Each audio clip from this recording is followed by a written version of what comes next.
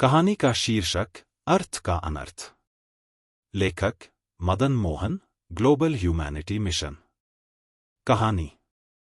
द्वितीय विश्व युद्ध के बाद जब दुनिया शांति के एक नए युग की ओर बढ़ रही थी, दो पड़ोसी राष्ट्र अरुणा और सुमेरा अपने ऐतिहासिक रिश्तों को सुधारने के लिए कूटनीतिक वार्ता कर रहे थे।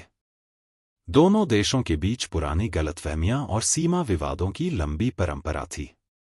लेकिन हाल ही में एक नए प्रयास के तहत दोनों पक्षों ने संवाद के माध्यम से समाधान खोजने का फैसला किया। अरुणा के विदेश मंत्री आर्यन और सुमेरा की विदेश मंत्री सुरभि के बीच एक वर्चुअल बैठक आयोजित की गई। बैठक में दोनों ने अपनी अपनी चिंताओं को खुलकर साझा किया। आर्यन ने कहा, हम आपकी सीमाओं की सुरक्षा का सम्मान करते हैं, लेकिन हमारे व्यापारिक मार्ग को बाधित नहीं किया जाना चाहिए। यह हमारे आर्थिक विकास के लिए आवश्यक है।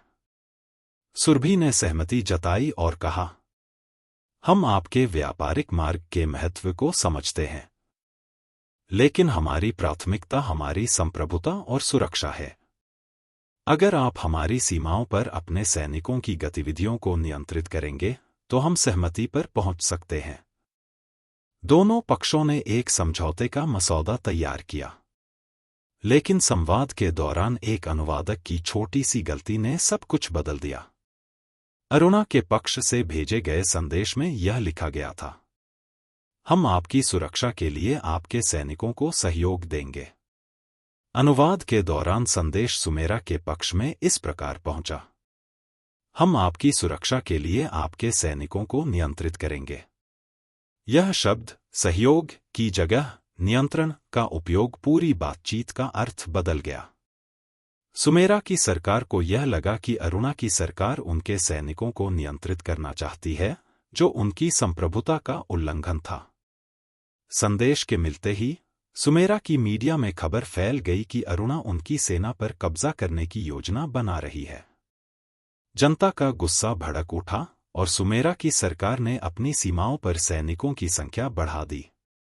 अरुणा ने इसे शत्रुतापूर्ण गतिविधि के रूप में देखा और जवाब में अपनी सेना को सक्रिय कर दिया। नया संवाद और समाधान। संयुक्त राष्ट्र के हस्तक्षेप के बाद अरुणा और सुमेरा के नेताओं ने व्यक्तिगत रूप से एक बैठक की। इस बार संवाद के लिए अधिक अनुभवी अनुवादकों को रखा गया। आर्यन और सुरभि ने पुरानी बैठक के संदेश को स्पष्ट किया और अनुवाद में हुई गलती का खुलासा हुआ। सुरभि ने कहा, अगर हम पहले ही इस गलतफहमी को स्पष्ट कर लेते तो इतना तनाव पैदा नहीं होता। यह संवाद की कमी और अविश्वास का परिणाम था।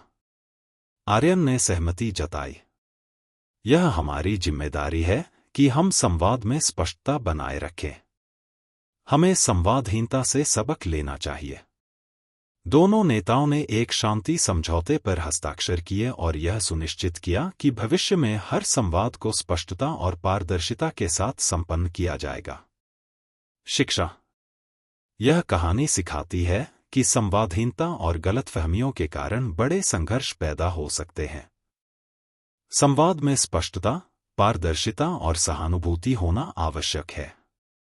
संवाद के हर पहलू, विशेषकर अनुवाद और भाषा के उपयोग पर ध्यान देना चाहिए ताकि अर्थ का अनर्थ न हो और रिश्ते बेहतर बने रहें। विवाद समाधान, कॉन्फ्लिक्ट रेजोल्यूशन के सिद्धांत और उनका उपयोग। कहानी अर्थ का अनर्थ में विवाद समाधान के लिए कई सिद्धांतों का उपयोग किया गया है। इन्हें समझाते हुए नीचे प्रत्येक सिद्धांत की व्याख्या और उदाहरण दिया गया है। एक, पारदर्शी संवाद, ट्रांसपेरेंट कम्युनिकेशन। सिद्धांत। सभी पक्षों को संवाद में स्पष्टता रखनी चाहिए ताकि गलतफहमियां न हो। संवाद में सटीक और स्पष्ट भाषा का उपयोग आवश्यक है। व्याख्या। गलतफहमियां तब होती हैं जब संवाद के दौरान गलत अर्थ निकलता है। पारदर्शी संवाद का उद्देश्य है कि संदेश का सही आशय सभी पक्षों तक पहुंचे। उदाहरण। कहानी में आर्यन और सुरभि के बीच संवाद में अनुवादक की गलती से सहयोग को नियंत्रण के रूप में अनुवादित किया गया। यह पारदर्शिता की कमी थी, जिससे विवाद बढ़ा। समाधान के तहत दोनों पक्षों ने अनुभवहीन अनुवादक को बदलकर विशेषज्ञ अनुवादक का उपयोग किया और संदेश का सही आशय स्पष्ट किया। 2. तृतीय पक्ष मध्यस्थता, थर्ड पार्टी मीडिएशन। सिद्धांत: किसी तृतीय पक्ष को शामिल करना जो निष्पक्ष होकर विवाद के समाधान में सहायता कर सके। व्याख्या: जब दोनों पक्षों के बीच अविश्वास हो तो एक निष्पक्ष तृतीय पक्ष की भूमिका विवाद को सुलझाने में महत्वपूर्ण होती है।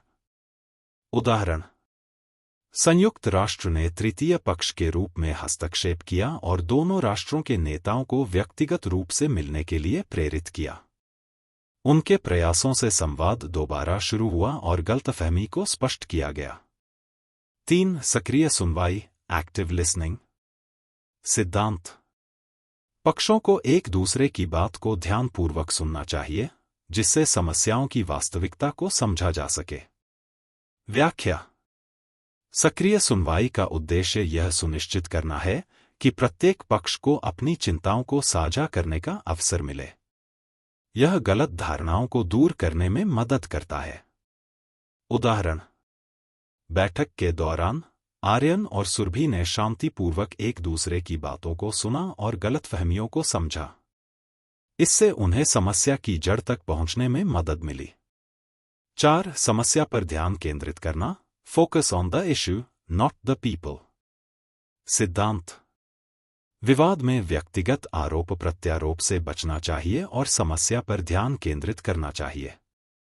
व्याख्या: इस सिद्धांत का उद्देश्य है कि बातचीत का ध्यान समस्या के समाधान पर रहे, न कि व्यक्तिगत आलोचना पर। उदाहरण: अरुणा और सुमेरा ने सीमा पर सैनिकों की बढ़ती गतिविधियों को व्यक्तिगत आलोचना के बजाय कूटनीतिक स्तर पर एक समस्या के रूप में संबोधित किया। दोनों पक्षों ने संदेश की गलतफहमी को स्वीकार किया और इसे दूर करने के उपाय किए। 5. भविष्य की समस्याओं की रोकथाम, प्रिवेंशन ऑफ फ्यूचर कॉन्फ्लिक्ट्स। सिद्धांत: एक बार विवाद सुलझ जाने के बाद भविष्य में ऐसे विवाद न हो, इसके लिए रोकथाम के उपाय किए जाने चाहिए।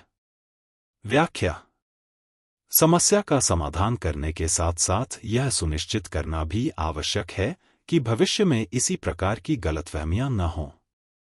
उदाहरण: समझौते के बाद दोनों देशों ने संवाद प्रक्रिया को और अधिक पारदर्शी और तकनीकी रूप से सुदृढ़ बनाने का निर्णय लिया। विशेषज्ञ अनुवादकों की नियुक्ति और नियमित समीक्षा प्रक्रिया को अपनाया गया। 6. सहानुभूति, एम्पैथी। सिद्धांत: सभी पक्षों को एक दूसरे के दृष्टिकोण को समझने और सम्मान देने का प्रयास करना चाहिए। व्याख्या: सहानुभूति पक्षों को यह समझने में मदद करती है कि उनका व्यवहार या दृष्टिकोण दूसरे पक्ष को कैसे प्रभावित करता है। उदाहरण: आर्यन और सुरभि ने एक दूसरे की चिंताओं को समझा, अरुणा की आर्थिक सुरक्षा और सुमेरा की संप्रभुता। इस सहानुभूति ने एक सौहार्दपूर्ण समाधान का मार्ग प्रशस्त किया। 7. आपसी सहमति, म्यूचुअल अग्रीमेंट। सिद्धांत: विवाद को सुलझाने के लिए दोनों पक्षों को समाधान पर सहमति देनी चाहिए। व्याख्या: इस सिद्धांत के तहत ऐसा समाधान निकाला जाता है जो दोनों पक्षों के लिए लाभकारी और स्वीकार्य हो। उदाहरण: अरुणा और सुमेरा ने मिलकर एक शांति समझौते पर हस्ताक्षर किए, जिसमें दोनों देशों की चिंताओं को ध्यान में रखा गया।